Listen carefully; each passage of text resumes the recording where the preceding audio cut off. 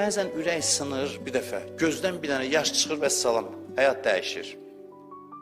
Bəzən bir səcdə, mən bir alimin həyatının sözünlərinin içində görmüşəm. Deyir, bir dənə səcdə eləyərsən, keçmişdə itirdiklərin hamısını kompensasiya eləyər. Yəni, bu nə deməkdir? Məsələn, mənim 50 yaşım var, məsələn, günah içində yaşamışam.